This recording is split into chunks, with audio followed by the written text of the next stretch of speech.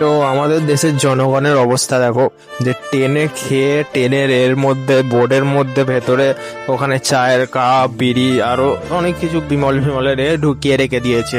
তো আমাদের দেশের লোক যদি না ঠিক হয় তাহলে সরকার ঠিক করেও কি হবে বল। হ্যালো বন্ধুরা, আমি বম্বেতে সেটিং এর কাজ করি।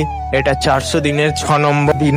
তো সকালে ঘুম থেকে উঠে পড়েছিলাম ট্রেনে উঠে ব্রাশ করছিলাম। ব্রাশ করতে করতে তোমরা দেখো যে বাইরের দৃশ্যটা কি সুন্দর, খোলা মাঠ, মাঠের মধ্যে দিয়ে ট্রেন যাচ্ছে।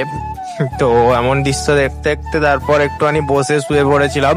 দুপুরবেলা অনলাইনে মানে ট্রেনের অ্যাপ তোমরা অর্ডার করতে পারো, জোম্যাটো, সুইগি, নাহলে আরো অনেক ট্রেনের অ্যাপ আছে, রেল রেস্ট্র, আইআরসিটিসির অ্যাপ থেকে খাবার অর্ডার করেছিলাম।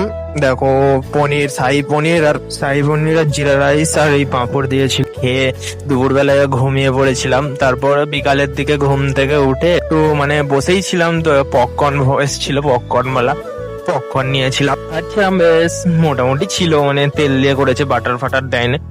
তারপর বসে থেকে থেকে সন্ধ্যে রাত্রির দিকে 8টা 9টা বাজে, তখন ট্রেন মানে বম্বেতে ঢুকে পড়েছিল মুম্বাই শহরে। এই দাদর ফাদরের কাছে, ওই একটু দূরে হবে, থানে ফানে ওইদিকে ট্রেন যাচ্ছিল। তারপর রাত্রির 10:30টার সময় করে স্টেশনে নামলাম। আমার সঙ্গে একটা মামাও এসেছিল তারপর তার সঙ্গে ট্যাক্সি করলাম, ট্যাক্সি করে এবার বাড়ির দোকানের দিকে আসছিলাম। আসার সময় দেখো রাত্রিরে সিএসএমসি স্টেশনটা কি সুন্দর লাগে। তারপর টায়ার্ড ছিলাম, তাই জন্য আর ভিডিও করা হয়নি এসে। তো এতটাই ছিল, আবার পরের দিন দেখা হবে। টাটা বন্ধুরা।